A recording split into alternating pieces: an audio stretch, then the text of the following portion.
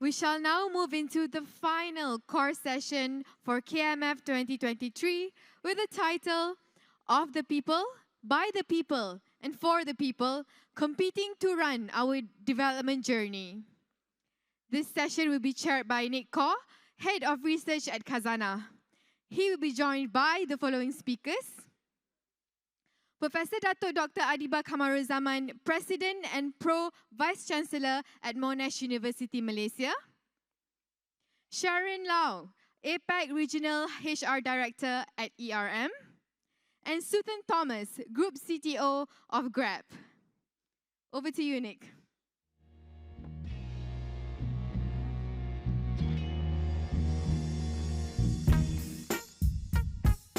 Hi, good afternoon, everybody. So this is the last session of the KMF program before the Prime Minister speaks, so we'll do our best to warm the crowd up for the PM. Look, you know, start of every panel, people normally read the profiles. Everybody here knows how to read, so you can check it out on our website. But I will say a little bit about how I got to know some of them. So let me start with Suthen first. Suthen and I have known each other for some time. Actually, we were housemates before.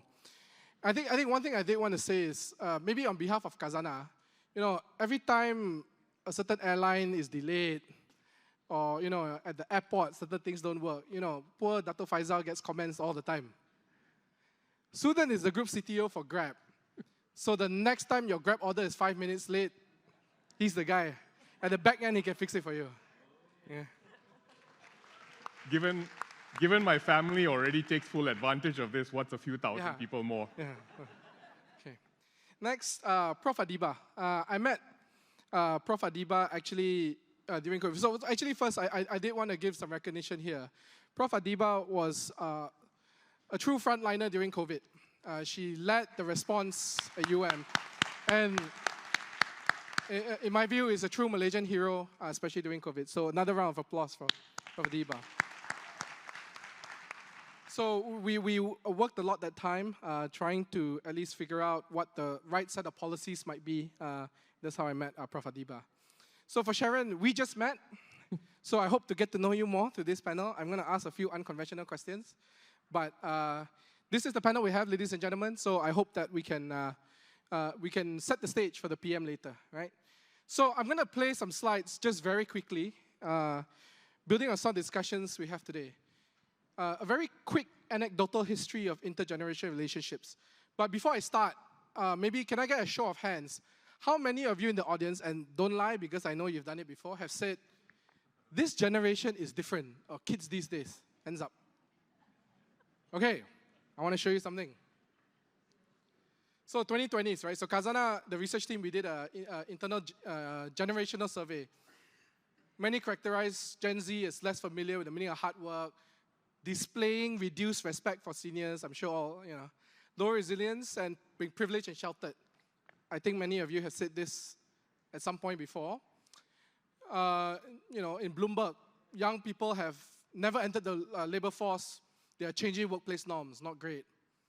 The 2000s, they have trouble making decisions. Time magazine, they crave entertainment. Attention span is as short as one zap of a TV dial. Financial Times, 1990s. The traditional desire for a lifelong benevolent employer is fading. They want intellectually stimulating jobs and avoid low-level positions. To be honest, who doesn't want intellectually stimulating jobs, and who doesn't want to avoid low-level positions? But okay. 1990s, Washington Post, this is the first generation in American history to live so well and complain so bitterly about it. 1950s, Falkirk Herald. Many young people are so pampered that they have forgotten there was such a thing as walking, and they made automatically for the buses. Now we're very happy people take the bus. 1930s, Portsmouth Evening News. Tendency to reject that which is old and to wish for that which is. Look, so many of this, we're just going to go back in time. I don't want to read everything. 1850s, Scientific American. Chess also cannot. Okay, I'm going to, you know, full of self-conceit and admiration of their own self. 1840s, morals of children are tenfold worse than formerly. Tenfold. 1790s, free access to romances, novels, and plays has poisoned the mind, corrupted morals. 1690s, you know, and so on. I'm just going to ago, 20 BC. Horace. Our sire's age was worse than our grandsire's. We, their sons, are more worthless than they. So first century, same thing lah, 20, same Horace. The beardless youth does not foresee what is useful, squandering his money. Aristotle, 4th century BC. Young people are high-minded because they have not yet been humbled by life, nor have they experienced the force of circumstances. They think they know everything and always quite sure about it. Look, the history buffs in the room of you will know. Can we have that slide first before we go off? The last slide. Will know that Aristotle's student was Alexander the Great. So this guy was saying this about Alexander the Great. So I just want to tell all of you, just start all of this by saying that the next time you say that someone in your team, this Gen Z, why are always like this? Why are they so this? Why are they so that? They don't know anything. Just remember you might be saying that about the 21st century Alexander the Great. So with that, we're going to start, right? So look. Oh no, you don't have to do that. Look, I just want to make the point that every generation always hates on the young. All of you, your seniors also once complained about you in the same way, so we don't take it personally, right? All we want to do is just say that, look, talent is the same throughout generations. It will always evolve, right? And then as it goes through time, the next talent, the Gen Zs now, or even the Gen Alphas next, will also complain about what comes next. So we just accept it, right?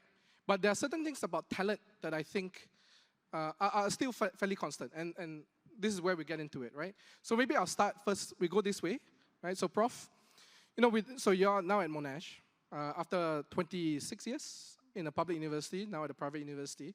With the talent that you're currently working with, what are some of the changes you've seen over all your times as an educator in terms of their desires, what they want, and is it very fundamentally different from what we wanted when we first came out? Please. Thanks, Nick. But let me share with you what you've just shared. I think the medical profession is probably one of the worst in terms of going, when I was your age. That's another one. Yeah, I used to work 36 hours non-stop. Why can't you guys work at least 24 hours non-stop, right? Obviously, that's no longer acceptable, but you still hear that in the corridors of my profession, unfortunately. So fundamentally, I think all of us, and we heard it in the last 2 days, want the same thing, right? Whether you're a Gen Z, Gen X, Gen Y. And that, I think, would be, as you're climbing up the corporate ladder or professional ladder, you want opportunities. You want trust from your superior. You want your voice to be heard, right? You want to be able to be, perhaps, to be able to give your point of view and be heard. And I think those are reasonable demands, and reasonable asks. So, but the generational differences that you pointed out, I think they do exist. And we as the senior people just need to be mindful of them, that times have changed. Like I said, it's no longer acceptable to work in the medical profession, even though it may be good for training, but I don't think it is. But we still hear people saying, when I was your age, I could do 36 hours, and I did have to do 36 hours non-stop. But, things have changed, and we have to move on and give people the opportunities, the trust, the openness, the transparency that everyone wants. So let me go to Sha-Ron next, right? Because, so you've heard about white-collar jobs, you've heard about blue-collar jobs. ERM specializes in green-collar jobs. Very specific, right? And these green jobs are actually the next wave. So, the reason why we titled it this way is because it's a competition for talent. So maybe because you have a regional role, talk about actually that competition for talent manifesting itself, right? And therefore, what do you see in terms of what these green-collar workers are looking for? Just in case you all don't know, I'm from ERM. It stands for Environmental Resources Management, and we are a pure play consulting company. So all we do is consulting in sustainability across many, many different aspects of sustainability. So that's the green color job, new term that I'm learning today. I've never called our jobs green colored, but I'll steal that and go back to my people and tell them they have green color jobs. Green collar, yes. Collar jobs. So definitely across APAC, the talent war is still very real, right? I hear a lot about Malaysia brain drain, but guess what? It's also the same in Singapore. Singapore has brain drain. Australia has brain drain. China, Korea, Japan. So it is a phenomenon worldwide. And I guess we shouldn't talk maybe so much about brain drain, but maybe we talk about brain or talent flow. I think that's a conversation I'd rather engage in. How do we flow talent and, help talent to go to where they can create the most value and the most contribution, and then circulate them back to where maybe they come from so that they can enrich the society further from all the experiences that they have gained. Did that cover most of your question? Yeah. But so this talent flow, maybe you could share a little bit more what you mean by talent flow? Okay, so I guess for me, talent flow is, we've got people that, that will grow from experiences. I myself have moved overseas, worked overseas, and I think I've gained a lot. And I think a lot in this room from the people I've been speaking to have also had similar experiences. You do become, more diverse. You do have a more inclusive outlook once you have, traveled a bit, worked a bit in other economies and other cultures. In terms of talent flow, it could be moving talent within your company, or it could be moving talent even outside of your company and then making it such that it is welcome, that they will be welcome back anytime that they want to come back. So always have that relationship with your talent. Make every experience a good experience, and the talent will come back to you. Okay. So, Suthen, now on to you. You have teams of engineers as chief tech officer, and also somebody who left Grab, or Grab Taxi at the time, and now back at Grab. Maybe, can you share on this?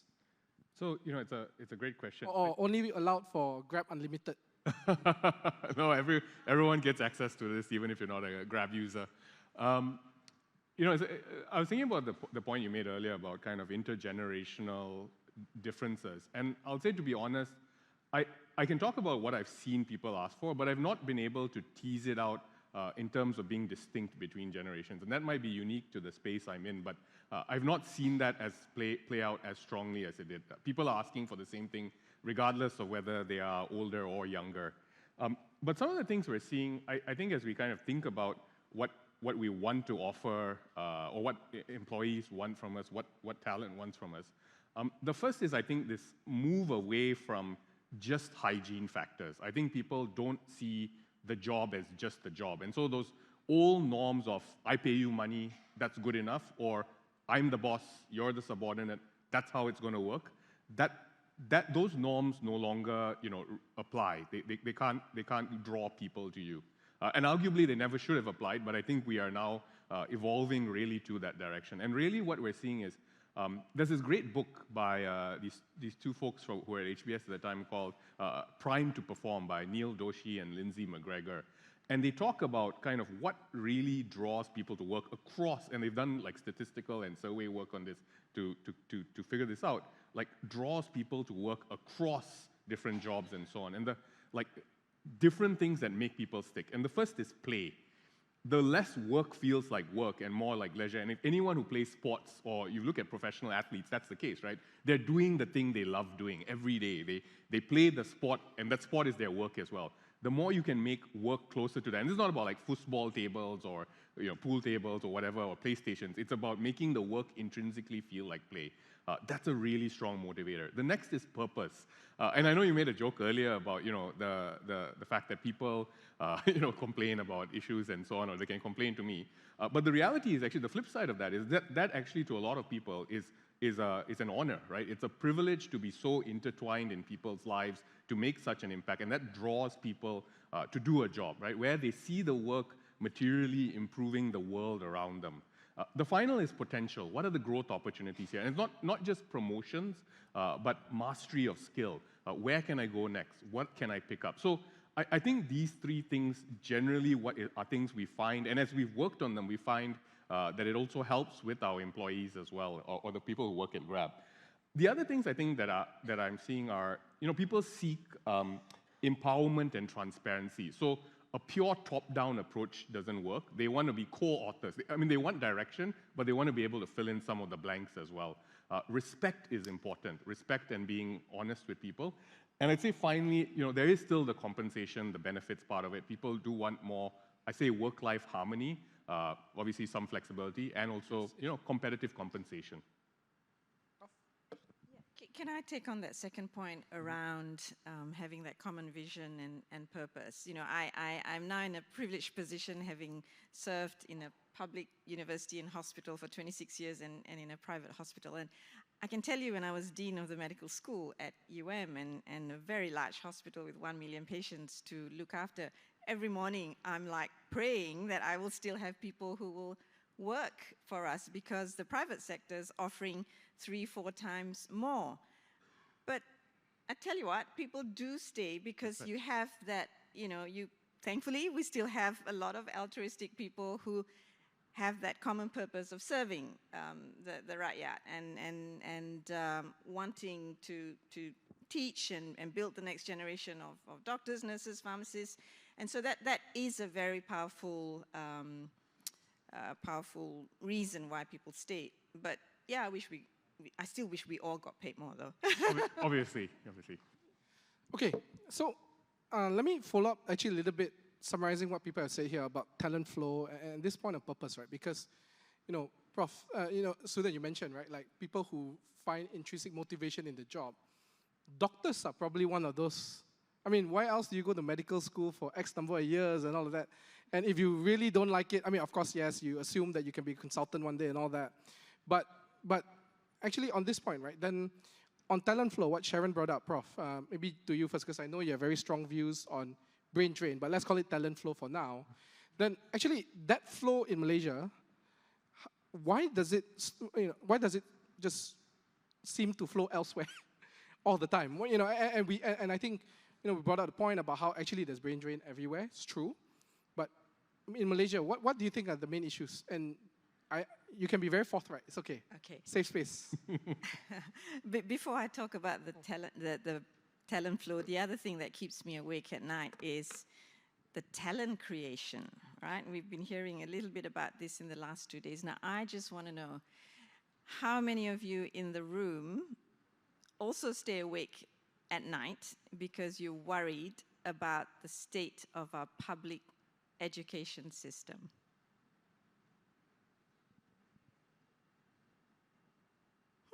Okay. Not as many as I thought.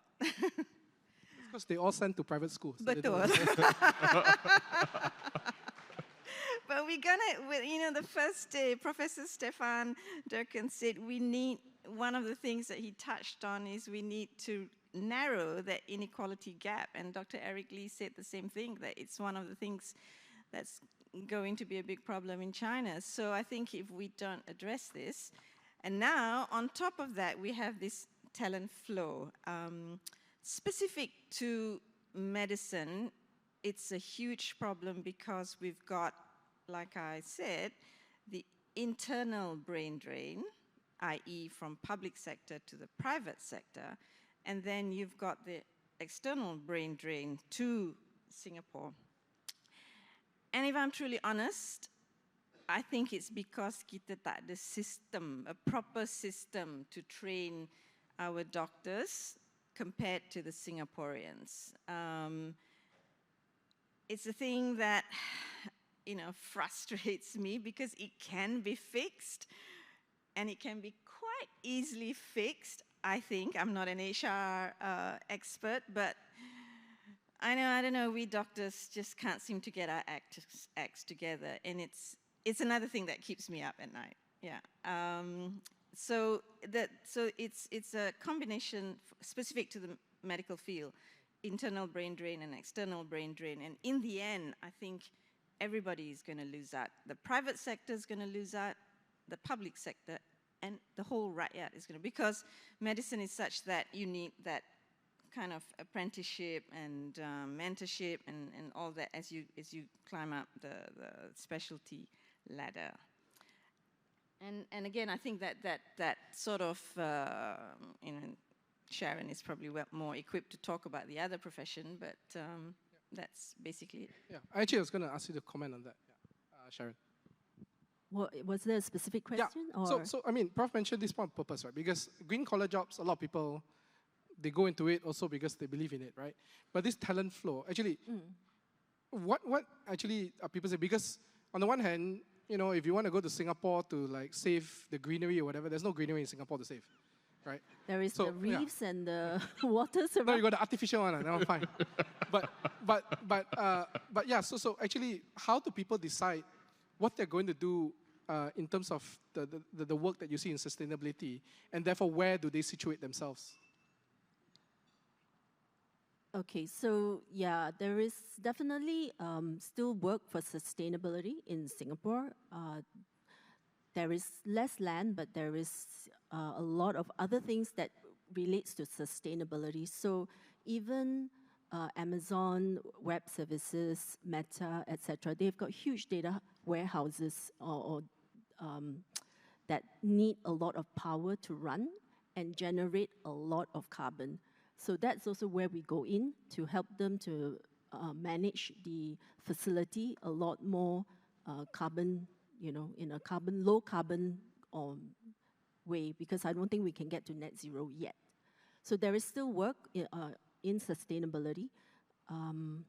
In terms of what Prof was saying, that there's talent flowing to Singapore, but I've also seen talent coming back to Malaysia. And even two of my cousins went to Singapore, worked for 2-3 years, and decided to come back and contribute to Malaysia instead. So I think we need to grasp the key moments when people are making decisions, right? It could be right after, you know, university, or it could be at a promotion point, or it could be at the point where, you know, they're having children or coming, you know, making decisions about their child's future or parents needing them back home. I think those are some key moments that we can think how we can enable talent to come back and make it easier for them to, you know, find opportunities to come back and also thrive in Malaysia. That's a great point, right? Because then it's not just about work, it's actually at different points. Just because somebody leaves at one point doesn't mean they won't come back one day. So Suthen has left. So now we have to ask him. Under what circumstance, actually, I mean, serious question, right? Yeah. Like, what is it about Malaysia that might make, I mean, ignore the root stuff, I mean, that stuff is obvious, right? That might make you one day want to come back in terms of talent flow, given your role? Well, way to make it awkward. Okay, we know each other, fine. Okay, I'll say this. In terms of my own personal journey, the move to Singapore actually had less to do with me wanting to go to Singapore, but rather the role I wanted to be in, or the work I wanted to do, happened to move in Singapore. So Grab moved to Singapore, and as a result, because I was working for Grab, I ended up moving to Singapore as well. I don't think I would have moved independently if it had not been for Grab's move. So I think in terms of coming back to Malaysia, therefore, it would be a question of what do I plan to do in my future? And there are things that I would be passionate about, but that's probably not so useful to everyone here in terms of me, myself. But I was thinking about the broader question in terms of talent flow and you know, what I think has happened, not just in between countries like Singapore and Malaysia, a brain drain, but also between companies. And essentially, I think what I think we recognize now is that all talent competition is a global talent competition. The old like barriers or asymmetries of information that were there, that's not a long-term strategy for either attracting or retaining talent. And so I think we all have to become a bit more intentional. You know, there's this concept of, you know, and sometimes say, you need to re-qualify for your job, you know, every 2 years. I think on the flip side, employers need to rehire their employees every 2 years. Yeah, or every day, right? But is marriage also going to be like that? I'm not married, so I can't offer anything except theoretical experience here.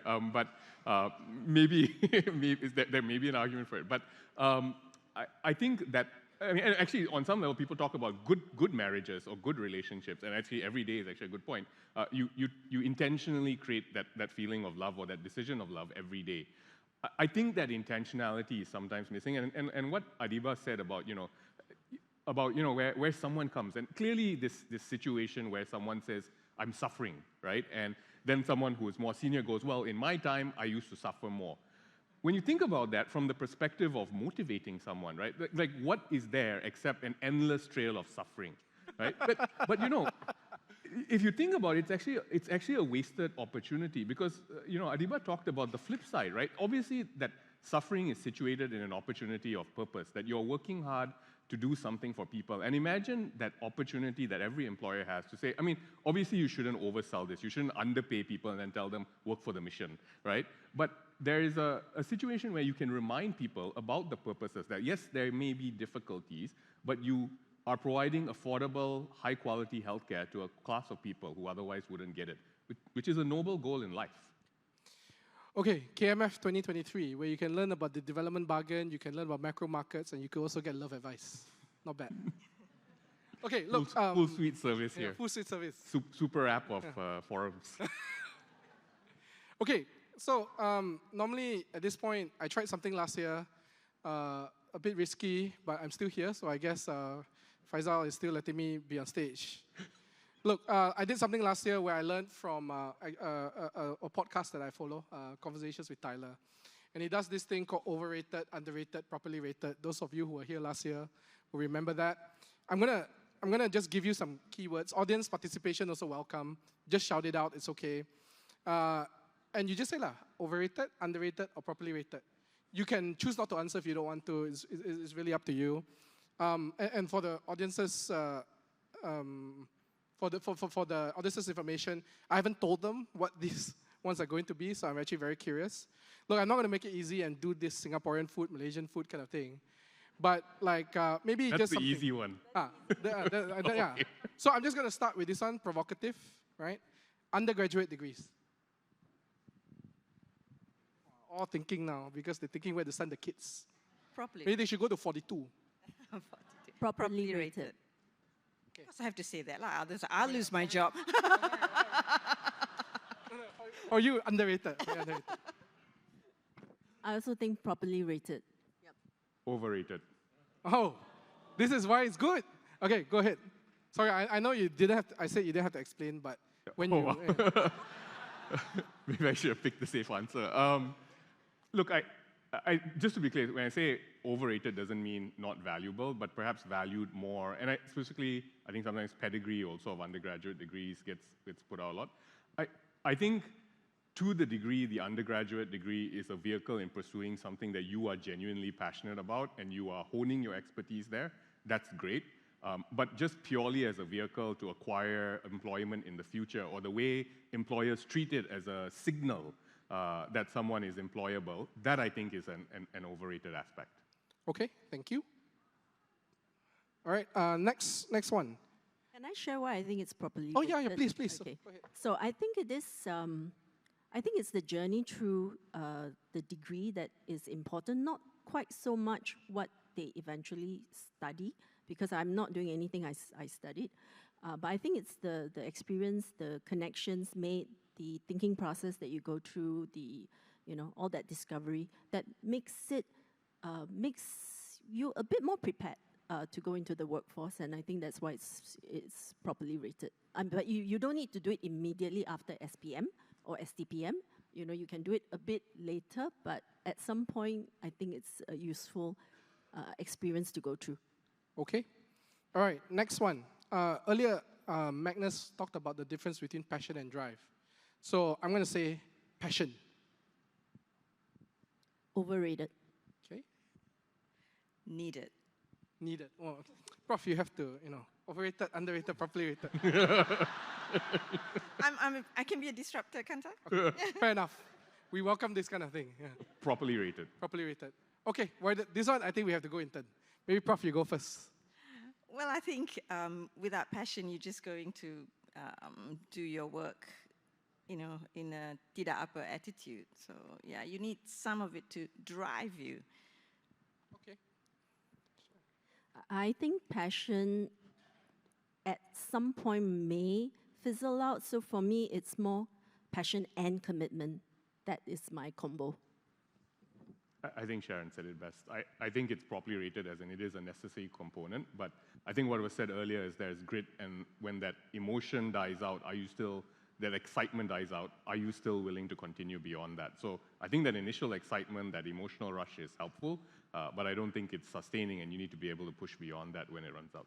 Okay. Look, I'm going to open to the floor now for any questions or comments, or if there are any virtual, you can put it up here. Or if you want to give a view on overrated or underrated, or if you're feeling a bit nervous now because you just paid a lot of money for your kids' undergraduate education, welcome to give comments. Maybe we take just from the crowd first. Yeah, I see a hand over there. Yeah, number 5. Hi, good evening. My name is Mei Yi, and I'm from Source Energy, and I'm one of these people who came back from Singapore. Firstly, I think that we talk about the new generation going to the workplace and so on, but it's very well known that in Malaysia, the power distance is the highest in the world, and power distance is what is perceived as unequal power between people of different, I say, titles.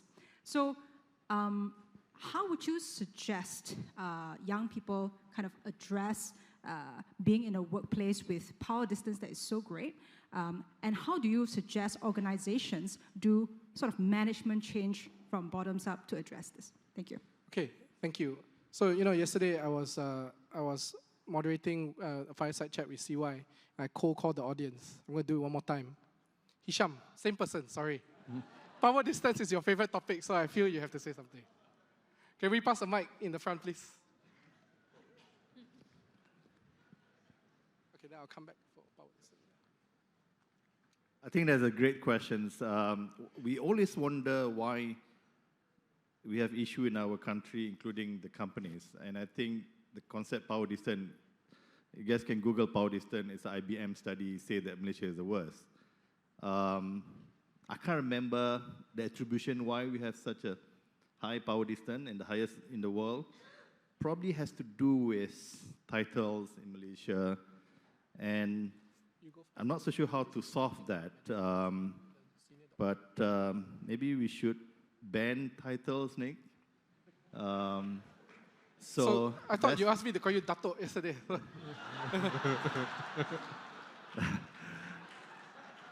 That's certainly not true. Actually, so one of the things that I do also is my business cards, mostly without title. So that's one way to do it. Or ban the use of title at work, because as senior guy, you're already the most dominant guy in that meeting or whatever it is. So certain thing that we can do, making sure that, hey, nobody call you whatever, Tan Sri, Dato, or boss, whatever it is. That's one way to do it, yeah. Sorry, we're going to answer your question. I'm going to go to Prof. Adeeba here as well. Just call me Prof. Adeeba. Oh, sorry, go to Adeeba. Because this doctor thing is quite serious, right? The senior doctor, yeah, I think, well, the profession itself, but what Dato Hisham was referring to is, I think, our feudal system. Can we do away with the red carpets? Can we, right? Can we do away with holding the lifts? By the way, Dato Faizal, I was not allowed to use the front door tadi because they said, MD kata ini untuk MD saja tau. Sorry for calling you out. I said, MD tu MD mana? MD Khazanah. I'm sure you didn't give that instruction, but Mandarin Oriental staff thought the MD Khazanah needs his own door. That one, I apologize, it was me. See, you're well trained. But yeah.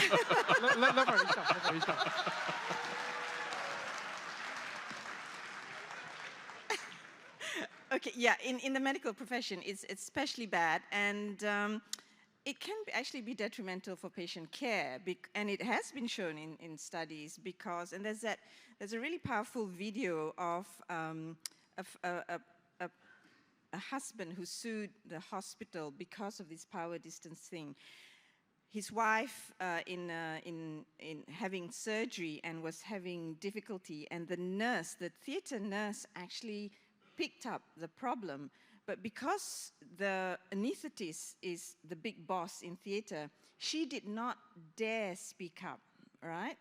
And I mean, this was many decades ago. Things have changed, thankfully, but yeah, it has real consequences. So, you know, in the case of meetings, I've watched meetings where bosses don't let others speak, and you know, and it's not a meeting. It's a talk fest, a one-way talk fest, right? You don't get the ideas from your colleagues, and including your junior colleagues. So, yeah, let's do away with this power distance.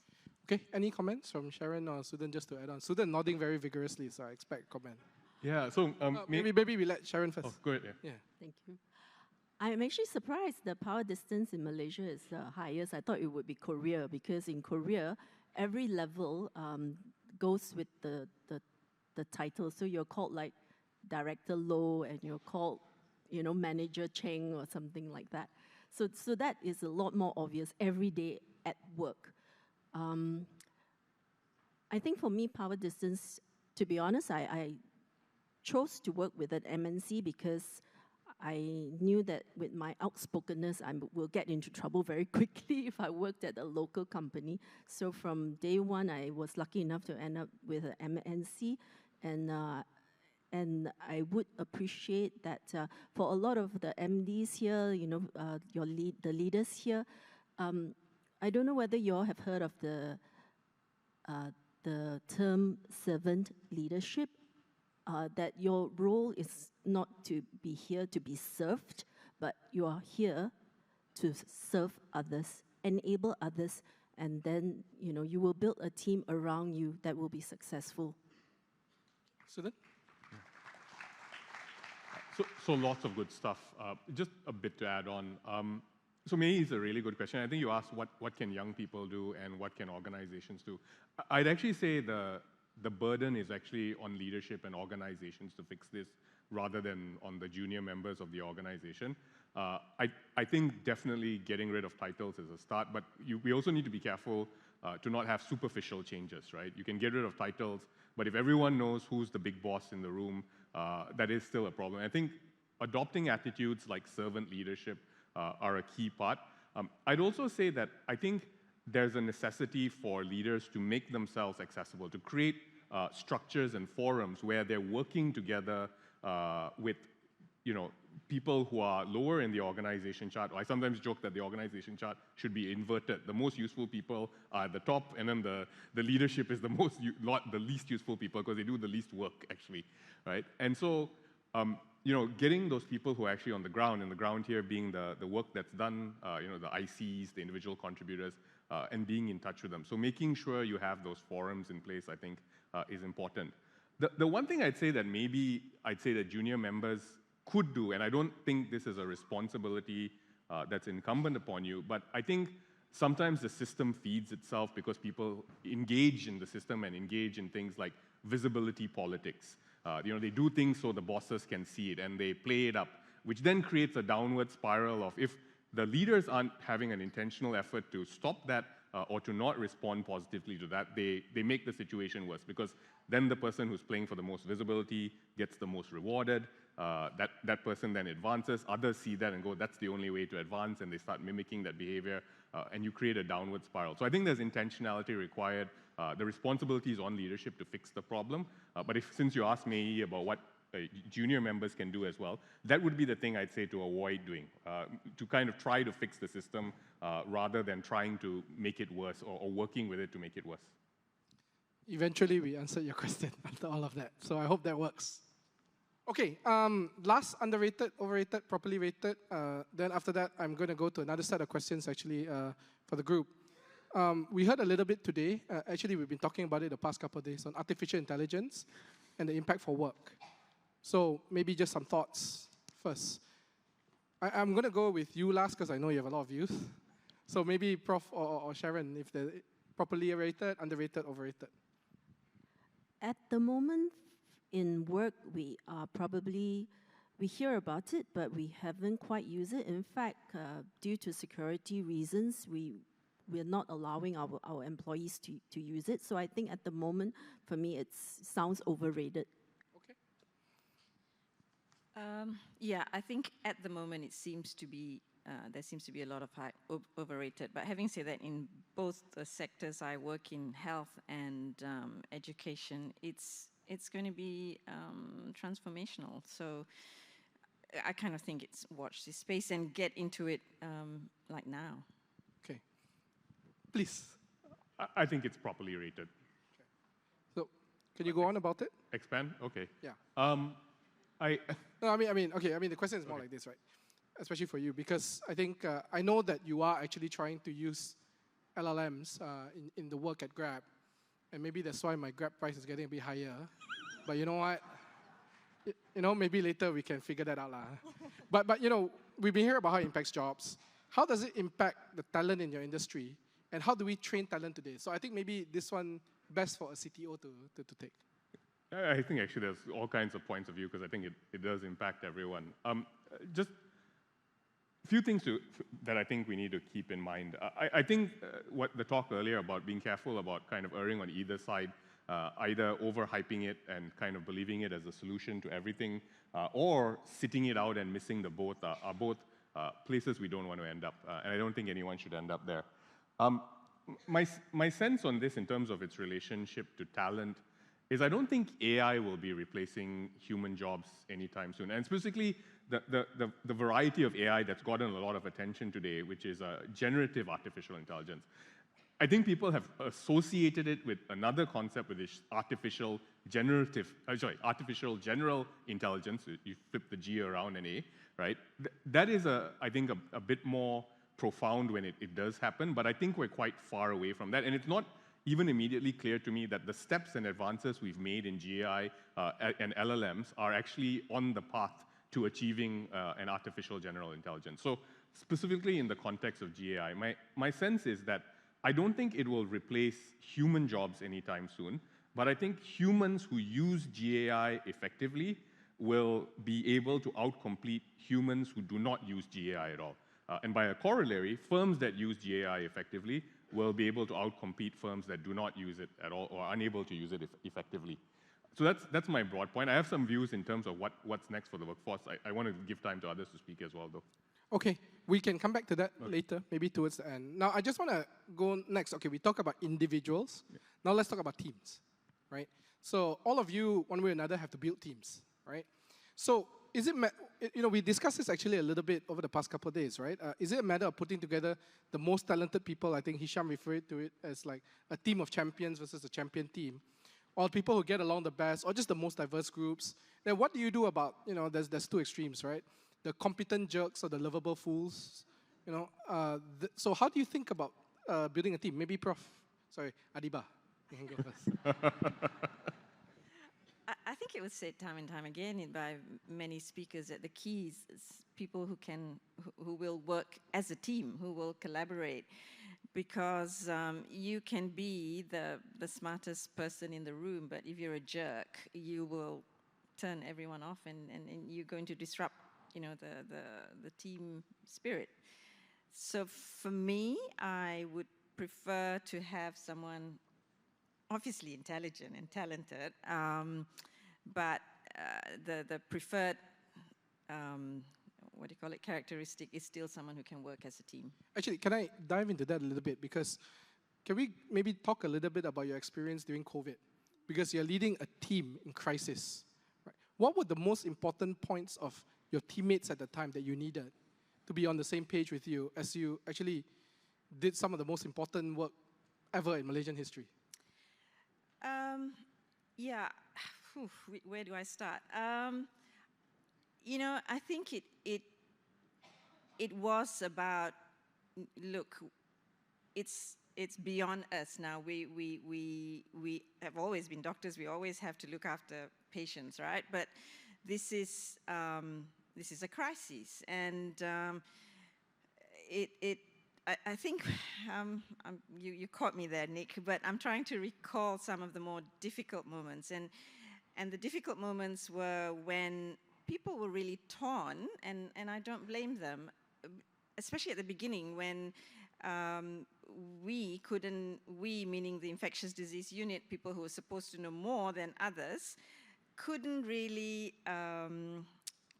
reassure everyone that it's going to be okay, that we're not going to get infected ourselves, that we're not going to go home and infect our children, that we're not going to go home and infect our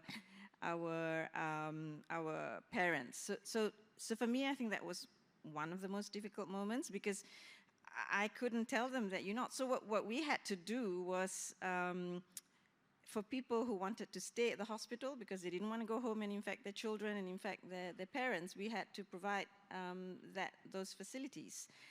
But in the end, I think as the knowledge about the transmission and all that came in, actually everybody rallied together. As the fear reduced, people rallied together, and I still recall one of my proudest moment was going to. Remember, we turned almost the entire PPUM into a COVID hospital, except for the obstetrics unit and the cancer unit, but everyone else had to look after COVID patients. And I walked one Sunday morning to one of the wards, and the nurses said, Prof. Adeeba, of course, Prof. Adeeba, the lead person doing rounds today is the head of surgery. I mean, if you're a patient, you might not want to know that, but we had all the SOPs. But what I'm trying to say is everybody, worked hand in hand to look after patients, because that's just what we do. It wasn't about turf. It wasn't about. It wasn't. Yes, okay. A little bit. There's a little bit of that. But it wasn't about like this is not my job, so I don't want to do. There was a little bit of that, but in the end, for me, leading the hospital, it meant that I had to bring everyone together, and we met every single day to say, look, it's no longer about us, and we've got a job to do, because the surgeons were saying, we need to keep theatre open for cases and all. So it was about prioritizing. It's about getting people to that common purpose and common vision. Thank you. What a powerful answer. Thank you, Prof. Okay, Sha-Ron, maybe your thoughts on team building. So over the last 2 days, we talked about teams. Do you hire a team? I think hiring a team is overrated. I think most of us don't have the luxury to hire a brand new team or to hire superstars. We inherit, most of us walk into a role and we inherit teams. And like it or not, I think your value as a leader comes best when you can make that team work. So you need to really go in, understand your team, bring out all your leadership skills. I think firstly, self-awareness as a leader is very important. I think secondly, you need to be very approachable and be respectful and humble. And along the journey, you need to be confident, but you do not need to be afraid to say, I roughly know the general direction we need to go, but I don't exactly know how to get there, and ask for help along the way. So I think having the ability to build teams from the teams that you inherit is the best thing that you can do. And when you're building those teams, actually, how do you think about coaching those team members, or trying to make sure the skills actually integrate with each other? What actually specifically do you try to do? A lot of your time will be spent with the team. I know some of us are not fully comfortable with that. In fact, I think, my job is 70% talking to people, maybe more than that, 80% talking to people, talking to my stakeholders, talking to my team, talking to my employees, and really 20-30% doing work. But if I'm able to motivate people and influence people to go in the right direction, that's the work done. Okay, thank you. Suthen? Yeah, so, I was thinking about this question, and so how many people here, with show of hands, play role-playing games or even computer role-playing games? Right. So many of you would be familiar with the concept of character generation, right? And you have various characteristics that then are relevant in the game later: strength, intelligence, charisma, different things, agility, and you have points at the start, and you can allocate your points. Maybe you want a really strong character with baseline intelligence, but really strong, or you might want a very intelligent character, but it's not weak, not particularly strong, or not particularly charismatic. And when I heard this question, I was thinking about it as, because in the ideal world, I want all three, right? I want a very high-skill team that gets along and is also diverse. But if I had to choose, if I had to kind of put my points, right? And obviously, I'd put enough points that the team was diverse enough or intelligent enough or highly skilled enough, but the excess points, where would I invest them? How would I find a contextual team formation match? And the way I thought about it was, and I'm a big fan of mental models, not necessarily as rules, but just a way to work through problems. And the way I thought about it is, actually, there's this book by Ronald Heifetz about adaptive leadership, and he categorizes problems into three types of problems. The first category is problem well understood, solution well understood. The second, category 2, problem well understood, solution unknown. And the third is problem not well understood, maybe not even agreed to as a problem, obviously no solution then. And I think when I thought about how to categorize the teams or what teams I'd form, I'd say in the first category, problem well understood, solution well understood, I'd put more points on working well together. Because at that point, it's a matter of pure execution. We know what we need to do. We need to make sure we don't have any surprise. That doesn't mean the team doesn't need to have a baseline of skill or have some diversity, but really the winning recipe, in my view, would be just the ability to work well together and execute to plan. In the second category, problem well understood, solution unknown.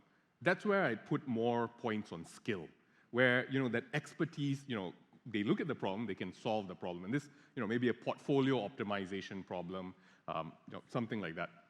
The third is where it's the most interesting and where I find these days investing a lot more in teams, which is problem not well understood, maybe not even agreed to as a problem. And like an example of that is actually the crux of this forum, the next episode. Where do we go next, right? These are not things that you can get through expertise. It's not something that one person will know an answer to. And so in that view, I'd put all my points on, I put most of my points on diversity. Again, baseline, people need to get along, they need to have the skills, but you really want to bring all those points in, those points of view in, where people can help you get a universal view of where it's going next. The skills that people have in the past, or the high skill they have, or the fact they get along, it's going to help you get to where you are. It explains the last 10 years, but it doesn't explain where you need to go in the next 10 years. And that's where I think the diversity of viewpoints comes in really powerfully. What an amazing answer. Okay, so now I'm going to open the floor soon, open the session to the floor and also virtually online as well for questions. But maybe last question. Okay, so we've talked about the individuals, talked about team building. Last one's actually then about leaders, because session's called People and Leadership. So I was told I have to ask a question about leaders. Okay, following up from that, so you mentioned servant leadership. So maybe I'll start with you, Sha-Ron, right? What are seemingly important leadership skills, maybe unconventional, people don't really think about it too much, that actually when you see in a person, actually signals that the person would make a good leader? And to what extent is it like generalizable, like everybody has it, or is it case by case where, like you talked about the different problems? I think in our minds, all of us have got different ideas about what a leader should be. Is it the general that charges in front and everybody just charges behind the general? Or is it, someone like Gandhi who is a lot more gentle, a lot more approachable? So I think, leaders, I don't think there is any one model for a leader, but I think each of us need to know ourselves well enough as to what we do best in and use that as our leadership skill. So that's why I said self-awareness is very important.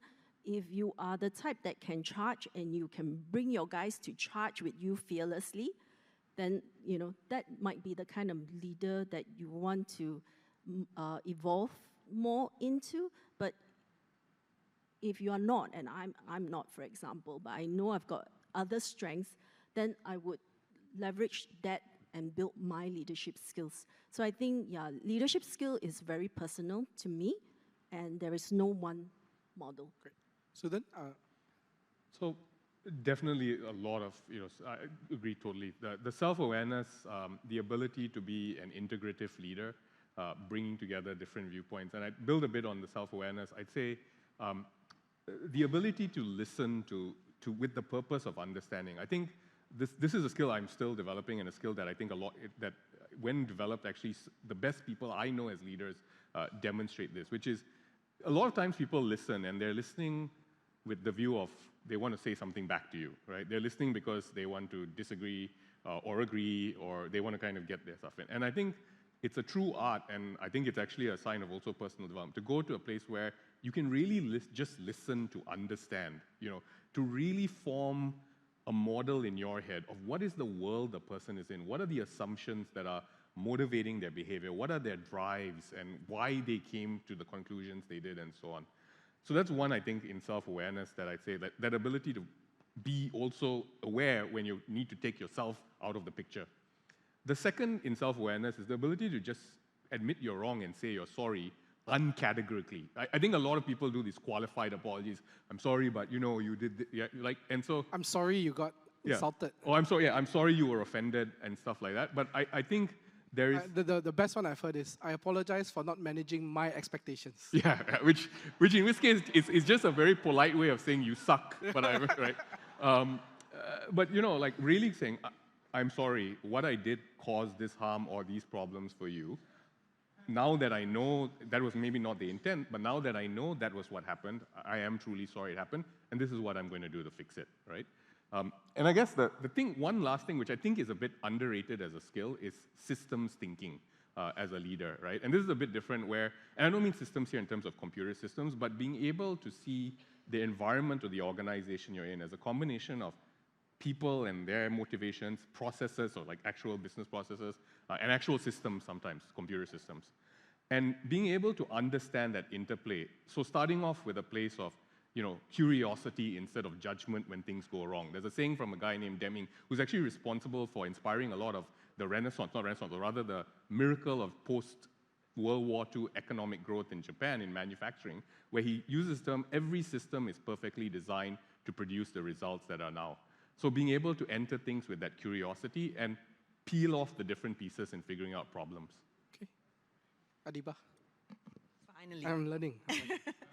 So I think I agree with what both Suthen and Sha-Ron have said, but I just want to also point out that it's important to differentiate managers from leaders. Sometimes we confuse managers from leaders, and for me, the definition of a leader would be someone who's able to bring everyone with them, and also someone who has a vision, someone who thinks beyond the day-to-day drudge of leading a company, leading a team.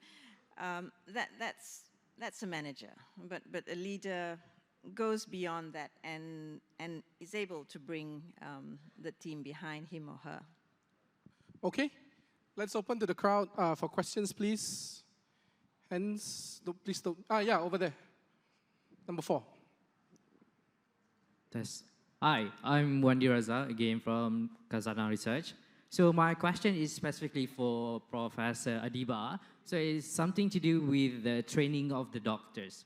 So right now, the training of the doctors is usually conducted by and subsidized by the government. They go to university for their medical degree, so this stage, they can go to a private or government. But after that, in order for them to qualify as a specialist, they need to go for their Master of Medicine, which is, I'm pretty sure, there's only public university here that offer, or they can go overseas like UK or something, which again, they need a scholarship. Usually they require a scholarship, again, would be covered by the government. So my question is that, should there be more or changes in terms of the dynamics of something that private providers should play into this to sort of hacks to the system, and lighten a bit in terms of the stress in training the doctors? I thank you for that question, but I don't want to bore the rest of the audience with this, but this is something that I kind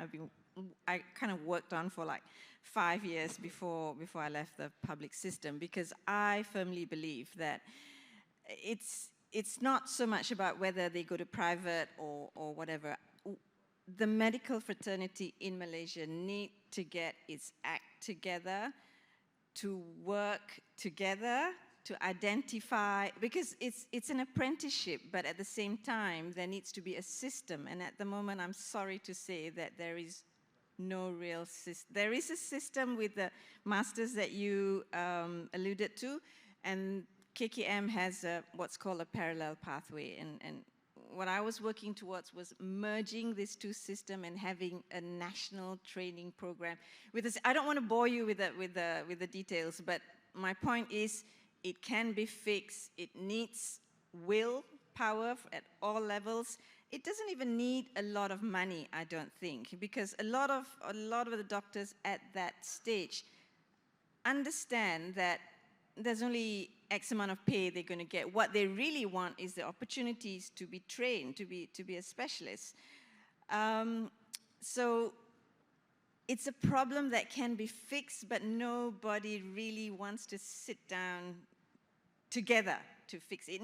It needs detailed work to identify all the training positions, and that then matches with the service need. We have to think about people in Kudat, in Lahad Datu, what are we going to do with them? But it can be fixed. It just needs, the will to fix it. Other questions?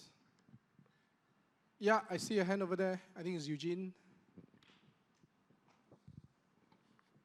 Hi, Eugene Khazanah. Sorry, Eugene, before that. Virtual, if there are any questions, you can put them on the screen here as well, because I don't have the iPad. Yeah, go ahead. Sure. Eugene Khazanah here. Let's talk about loyalty. To punch above our weight, we need to at least believe in the cause of the mission. How do leaders build loyalty? And actually, should they even build loyalty? Because should it be renegotiated periodically so that you're still committed to a mission or a common goal? Okay, you know him, so you can go first.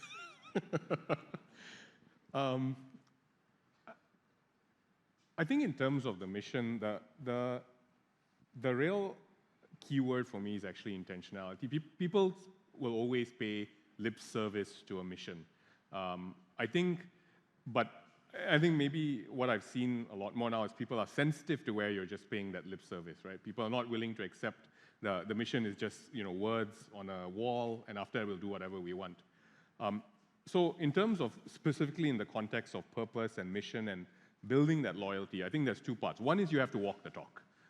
Your organization needs to do what it says, or at least be doing its best to do what it says its mission is.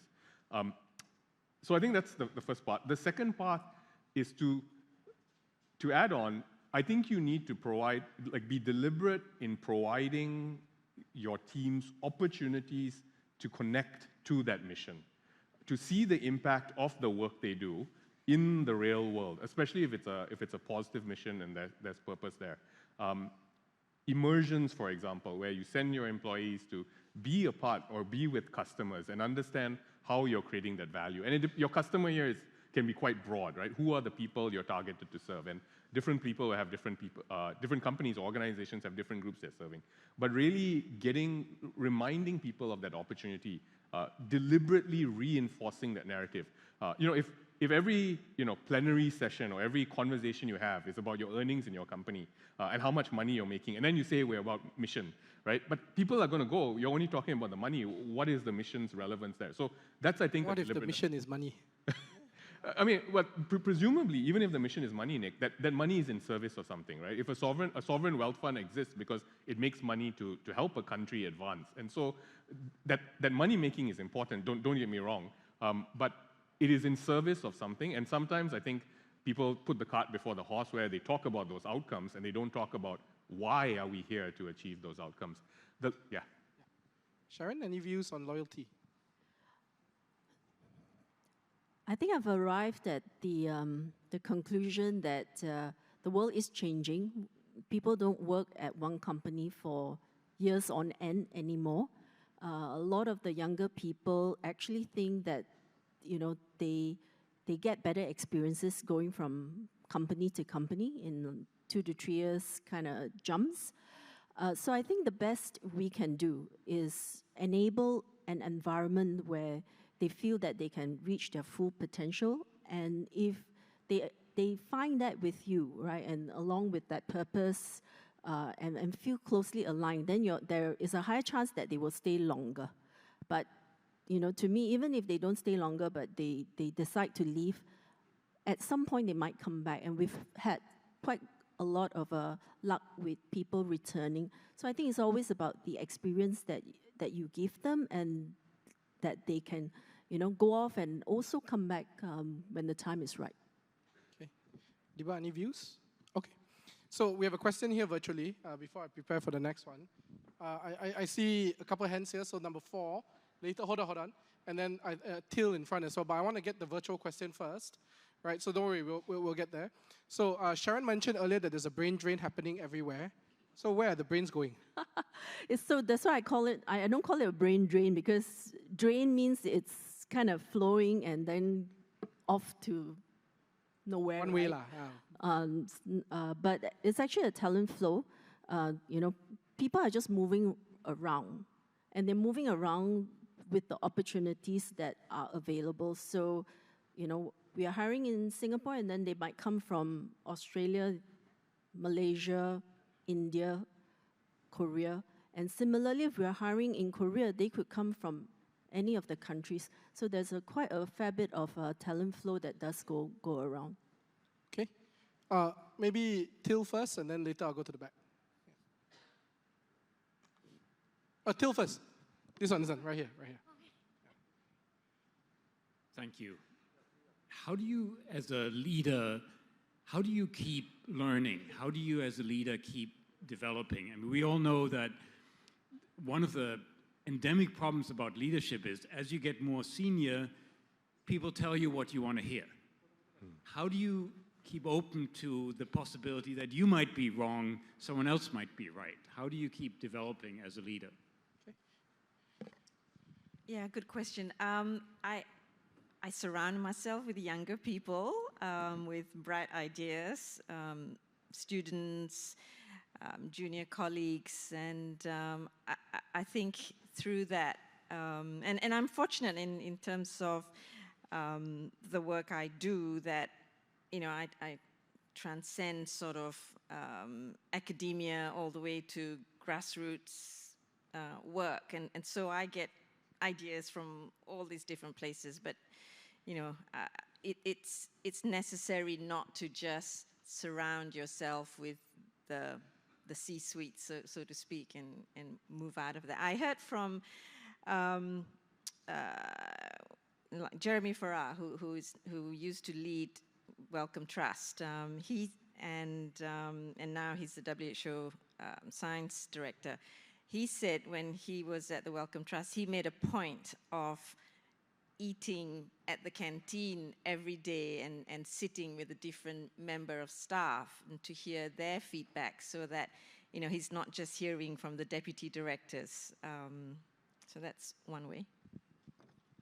I think for me, it's one, as a leader, we need to be able to let go of our ego. So we should have no ego, and really be able to engage at all levels in the organization. So one of the things that I do very regularly is skip level meetings. So I don't only talk to my immediate reports, but I regularly talk to my reports report and my reports report, so that I get my web out there as to what's the pulse like, particularly for a people function. That's very important.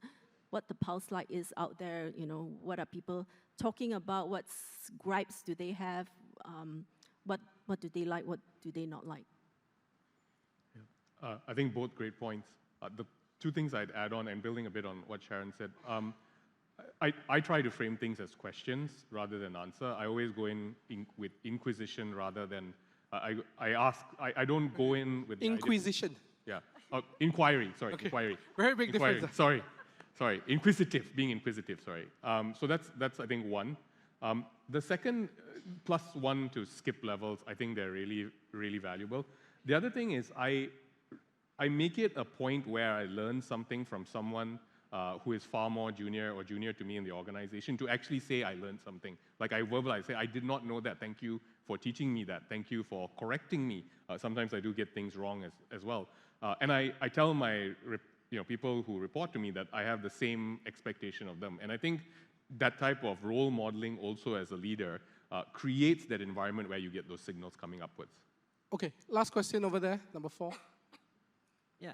So my name is Ethan. I'm from Khazanah Research, and I'm new, right? So I'm a fresh grad, and I've been told. How many days have you been in the job? 2. Everyone's telling how many days you've been with Khazanah, so. So I've always grown up being told that, a degree is everything, right? You won't get hired without a degree, and you need a degree to get a job.